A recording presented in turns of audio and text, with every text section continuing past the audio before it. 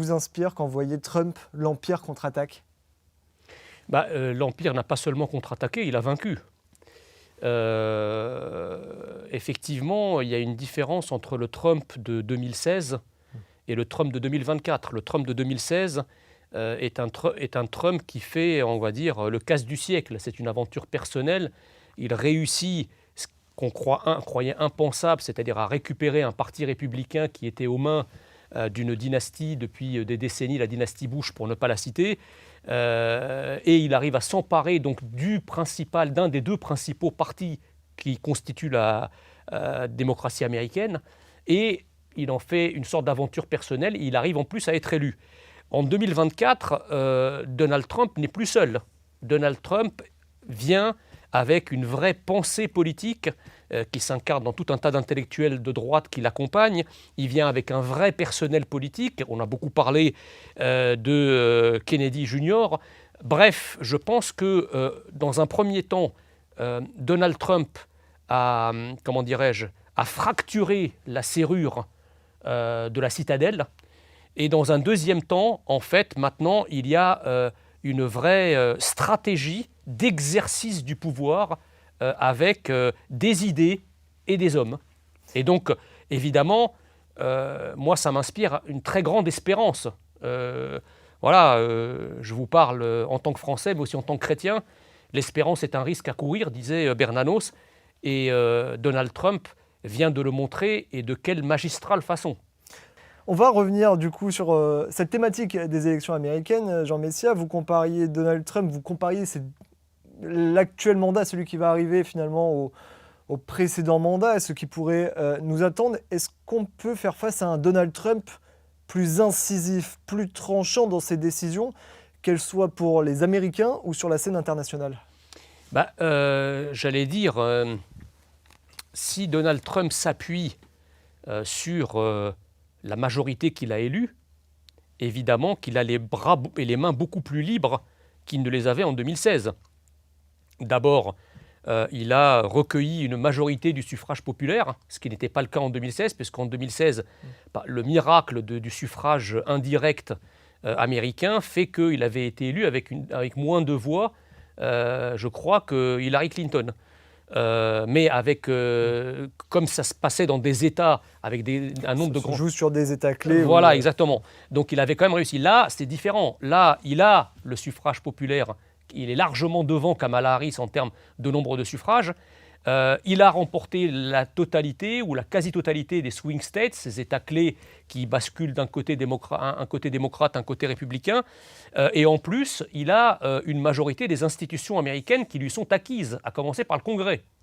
Donc, si vous voulez, si on s'en tient à l'assise électorale, aussi bien qu'aux majorités dont il dispose au sein de l'exécutif et du législatif américain, ça devrait effectivement lui donner un champ d'action, des marges de manœuvre beaucoup plus importantes, notamment en ce qui nous concerne, pour les grands dossiers internationaux. Messia, vous l'évoquiez il y a quelques instants. Est-ce qu'un profil à la Donald Trump peut émerger en France? Oui. Qui? Vous savez, on a longtemps dit ce que j'entends toujours d'ailleurs, que le style de Donald Trump est adapté aux États-Unis parce que finalement Donald Trump est un peu le fruit de toute cette imagerie américaine, de tout ce contexte américain, de cette culture américaine, ce qui est vrai. Donald Trump est le fruit effectivement de l'identité américaine, avec ses excès, les choses qui peuvent nous paraître incongrues ou même risibles vues de France. Mais je dirais que il y a, comme le disait Éric Zemmour, et comme on le croit à Reconquête, il y a des personnalités pour chaque époque. C'est-à-dire que les époques troubles doivent avoir des personnalités qui répondent à l'urgence des situations. Et évidemment, quand vous avez une époque qui est hors norme, il faut des personnalités qui soient hors norme. Et c'est bien le malheur de la France aujourd'hui. C'est que nous sommes dans une époque hors norme, dans le sens où pèse sur nous une menace existentielle, une fragilité identitaire historique à laquelle pour l'instant nous n'avons pas une réponse hors norme également. Quel serait le profil d'une personnalité hors norme? Hors norme, qu'est-ce que ça veut dire et comment, quelle politique devrait-elle mettre en place, par exemple? Hors norme, c'est-à-dire premièrement, quelqu'un qui pense. C'est-à-dire quelqu'un qui a un logiciel identitaire et souverainiste clair. Quelqu'un qui, dans le combat des idées qu'il a mené avec succès, eh bien, en a acquis une expérience dans le débat et dans la capacité de convaincre les Français. Vous savez, c'est cette fameuse phrase de Bergson, « Plus loin on bande son arc vers l'arrière et plus loin ira la flèche ». Donc par là, Bergson disait que le fait d'avoir effectivement une formation, une instruction, une culture littéraire, historique, une appropriation de la civilisation française dans toutes ses acceptions, à la fois littéraire, théâtrale, sur les idées politiques, même la poésie, etc. Plus vous êtes irrigué par ce savoir français, et plus vous avez des cordes à votre arc pour pouvoir convaincre les Français. Donc ça, c'est la première chose. La deuxième chose, c'est qu'il est évident que le système qui est en place, il ne faut pas lui donner des gages de soumission. Le système qui est en place doit se combattre, et on ne le combat pas en s'y soumettant. C'est-à-dire que le profil du Trump français doit être celui qui dit les choses telles qu'elles sont, et non pas telles que le système et la morale de gauche qui gouverne le système a envie de l'entendre. Donc c'est quelqu'un, pour tout vous dire, qui a le courage de la vérité. Vous avez un nom en tête? Qui dit le courage de la vérité? Vous avez un nom en tête? Éric Zemmour. Vous avez un nom en tête. Voilà. Donc moi je pense, si vous voulez, que voilà, c'est une personne qui soit à la fois aguerrie sur le plan des idées et qui en même temps ait le courage d'exprimer ses idées, d'exprimer la situation de la France telle qu'elle est véritablement, sans craindre de heurter, de choquer, parce que je pense qu'aujourd'hui, si vous voulez, les problématiques identitaires, sécuritaires, migratoires, économiques, sociales auxquelles les Français sont confrontés, ce n'est pas des problématiques confidentielles. Ce n'est pas des événements qui seraient réservés à des petites minorités de Français qui ne les verraient que de manière microscopique sur notre territoire. C'est devenu des phénomènes de société, des phénomènes majeurs, et je pense que même si les médias, pour l'instant, ferment les écoutilles parce que vous leur dites des choses qui sont impensables à leurs oreilles et vous leur montrez des choses qui sont impensables pour leurs yeux, il faut s'adresser au peuple français qui vit ces réalités et qui est aujourd'hui, je pense, capable de les entendre. Quel regard portez-vous sur l'arrivée de Bruno Retailleau au ministère de l'Intérieur? Le problème, si vous voulez, c'est que moi je suis assez d'accord avec les discours de Bruno Retailleau. C'est vrai qu'il apporte un peu de fraîcheur dans le discours politique et notamment dans ce ministère cyclé aujourd'hui qui est le ministère de l'Intérieur, qui est en charge, encore une fois, de notre sécurité. Et Dieu sait qu'il y a du boulot. Maintenant, si vous voulez, je ne sais pas dans quelle mesure Bruno Retailleau va avoir les coups des franches pour mettre en action ce qu'il exprime en mots. D'abord parce que le président de la République reste quand même Emmanuel Macron, dont on connaît le logiciel idéologique, qui n'est pas exactement le même que celui de Retailleau, tant s'en faut. Et ensuite parce que ce qui grève l'action publique en matière de sécurité, d'immigration, c'est encore une fois un certain nombre de traités que la France a signés, Convention européenne des droits de l'homme, la jurisprudence de la Cour de justice des communautés européennes, etc., qui font qu'aujourd'hui, à chaque fois que Bruno Retailleau voudra prendre une décision qui va dans le sens de la fermeté vis-à-vis de l'immigration, l'état de droit, c'est l'état de droit de tout le monde sauf des Français, eh bien l'état de droit, à travers ces différentes juridictions, à travers le pouvoir des juges, va immédiatement casser les décisions du ministre de l'Intérieur et on sera au statu quo.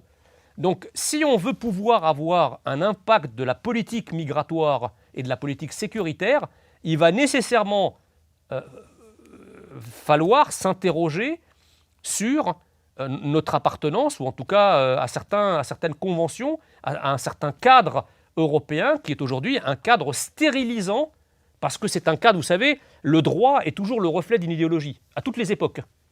Donc le droit qui aujourd'hui prévaut en Europe, c'est un droit qui a été patiemment construit par le paradigme politico-économique antérieur. C'est-à-dire c'est un droit qui promeut l'immigration, qui promeut le libre-échange, qui promeut le sans-frontiérisme, qui promeut le multiculturalisme. C'est un droit qui est bâti pour servir l'idéologie européenne de ces 50 dernières années.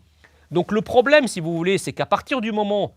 Parce que le droit, c'est quoi? Le droit, c'est le peuple qui fait le droit. Le droit, c'est le pouvoir législatif. Le pouvoir législatif, il est élu.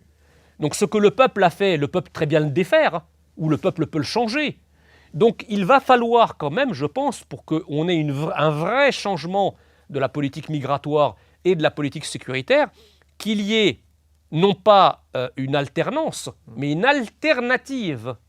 C'est-à-dire que le nouveau paradigme identitaro-souverainiste s'installe à la tête de la France à travers l'élection présidentielle.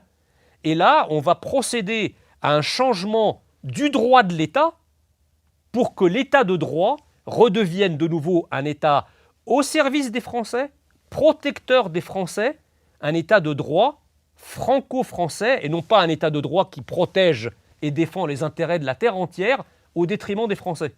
Donc pour l'instant, si vous voulez, nous n'y sommes pas. Pour avancer dans une candidature commune, est-ce que la droite doit faire comme ce qui se passe actuellement à gauche, où on a vu un nouveau front populaire se former dans le cadre des élections législatives, former une union des droites, comme ça a été le cas un petit peu avec certains dissidents des Républicains qui se sont ralliés au Rassemblement national. Est-ce que chez Reconquête, c'est un discours qu'on tient aussi, et on se dit si on veut aller chercher plus loin et si on veut une nouvelle France, une France du renouveau, on doit unir nos forces? Vous savez, Éric Zemmour est celui qui a théorisé, et depuis plus d'une trentaine d'années, l'union des droites. Alors justement, je rebondis à ça, je me permets, mais ce matin, Jordan Bardella disait par exemple sur CNews que Éric Zemmour n'était pas la bonne personne pour rassembler les droites. C'est-à-dire que c'est un peu curieux, parce que quand on demande à Jordan Bardella s'il est de droite, il met 45 secondes à ne pas répondre. Donc, quand on dit qu'Éric Zemmour n'était pas le mieux placé ou n'est pas la bonne personne pour unir les droites, et que lorsqu'on vous pose la question, vous qui vous prétendez être la meilleure personne pour unir les droites, si vous êtes de droite et que vous ne répondez pas spontanément que vous l'êtes, ça pose problème. Parce que si vous n'êtes pas de droite, vous ne pouvez pas les unir. Donc vous êtes une très mauvaise personne pour les unir. Donc, moi je crois qu'au contraire, Éric Zemmour est la meilleure personne pour unir les droites, tout simplement parce que c'est celui qui a identifié le premier cette nécessité. D'ailleurs, le cœur du réacteur idéologique en France du nouveau paradigme identitaro-souverainiste, c'est Éric Zemmour. Un des penseurs les plus brillants de la pensée nationale de ces 30 dernières années, c'est Éric Zemmour, à travers ses livres, ses analyses, ses éditoriaux, ses émissions de télévision mémorables. C'est lui. D'ailleurs, Jordan Bardella, quand vous lisez son bouquin, il le copie quand même pas mal, et il n'est pas le seul. Et même, c'est très bien, parce que les idées, c'est la seule chose qui enrichissent quand elles sont partagées. Donc c'est très bien, je pense que Éric Zemmour est assez fier que ces idées diffusent dans l'ensemble du camp national et qu'on les reprenne. C'est fait pour ça. Bon. Maintenant, si vous voulez, à Reconquête, on a toujours été convaincus qu'il y a une alliance que l'on appellerait le Rassemblement républicain pour la Reconquête. Je m'explique. Rassemblement parce qu'il est évident que rien ne sera possible sans l'électorat populaire du Rassemblement national. Les couches populaires votent majoritairement Rassemblement national. Rien ne sera possible sans cet électorat-là. Républicain parce que rien ne sera possible sans l'expérience de gouvernement acquise par un certain nombre de républicains qui n'ont pas l'épaisseur d'une feuille de papier à cigarette entre ce qu'ils pensent et ce que nous pensons. Éric Ciotti en faisant partie. Et rien non plus ne sera possible sans Reconquête, parce que Reconquête et Éric Zemmour sont la colonne vertébrale idéologique, la boîte à idées du camp national. C'est le moteur du véhicule national. Et si vous enlevez Reconquête, la voiture de camp national s'arrête, elle tourne à vide. Comprenez ? Et donc c'est cette alliance-là qui nous appartient de construire. Comment ? Je ne sais pas. Mais en tout cas, cet objectif-là est évidemment le nôtre, Le problème aujourd'hui, c'est qui freine? Qui n'a pas voulu d'alliance avec Reconquête? Qui a refusé la main tendue par Reconquête? C'est le Rassemblement national. Alors ils vous disent, ouais, mais parce que Reconquête a été trop virulent avec nous, parce qu'Éric Zemmour a été trop violent dans ses mots, etc. Excusez-moi, mais quand il s'agit de sauver la France, c'est pas à ça qu'on s'arrête. On peut reprocher beaucoup de choses à Emmanuel Macron, par exemple, et je suis le premier à l'attaquer sur ses idées. Mais lorsqu'Emmanuel Macron nomme des Darmanin Premier ministre ou des Bruno Le Maire ministre de l'économie, et qu'on vous ressort tout ce que Darmanin et Bruno Le Maire ont pu dire sur Macron au moment de sa campagne de 2016. Ils en disaient pique-pendre. Mais Emmanuel Macron les a quand même nommés parce qu'il a estimé que stratégiquement, ces gens-là devaient être nommés à ces postes-là. Donc je pense qu'à un moment, il va falloir, si vous voulez, que le camp national, de manière générale, et surtout le Rassemblement national de manière particulière, sortent de ces œillères boutiquières et considèrent l'intérêt de la France et ne s'arrêtent pas à des mots, à des querelles picrocolines, à des phrases qui ont été prononcées dans tel contexte par telle personne, etc. L'urgence, elle n'est pas là. Quand il s'agit de sauver la France, il faut taire toutes ces querelles et puis avancer tous ensemble. Rappelez-vous que pendant la Seconde Guerre mondiale, on a été capable de mettre autour de la même table un monarchiste et un communiste, parce que la patrie était en danger. Je ne vois pas pourquoi on ne peut pas le faire aujourd'hui. Je vais vous faire aussi réagir aux propos, au tweet de la députée de Nouveau Front Populaire, Marie Messmer, qui a tweeté « Ces gens-là n'ont pas été lynchés parce qu'ils étaient juifs, mais bien parce qu'ils étaient racistes et qu'ils soutenaient un génocide. » Un tweet qui a été signalé par Bruno Retailleau à la procureure de la République de J'ai répondu d'ailleurs moi-même Paris. à ce tweet, avant le signalement de Bruno Retailleau, mais c'est incroyable. Donc est-ce que cette même députée oserait dire demain, si on a, comment dirais-je, des violences qui sont menées par des groupes d'ultra-droite contre des Maghrébins ou contre des Africains, est-ce que cette députée oserait dire « Ah ben non, les Maghrébins et les Africains ne sont pas attaqués parce qu'ils sont noirs ou arabes, mais parce qu'ils sont anti-français et parce qu'ils ont brûlé un drapeau français ». Je ne comprends pas, si vous voulez, que ces gens qui ne cessent de bêler, et je pèse mes mots, de bêler à longueur de journée, pas d'amalgame, il ne faut pas mélanger. Ce n'est pas parce que vous avez des extrémistes que tout le monde est comme ça. Donc ces mêmes gens sont en train de nous expliquer que pour ce qu'ils croient que le soldat de Tsahal est en train de faire à Gaza, leur lecture de cela, eh bien le juif hollandais qui lui se balade dans les rues d'Amsterdam mérite d'être frappé. Je vous en prie. Merci beaucoup. Est-ce que vous avez quelque chose peut-être à rajouter? Saluez tous vos téléspectateurs et puis n'hésitez pas à vous abonner à votre chaîne et à ma chaîne, puisque j'ai aussi une chaîne YouTube, Jean Messia, et à mes réseaux sociaux. Merci beaucoup pour votre invitation. Merci à vous.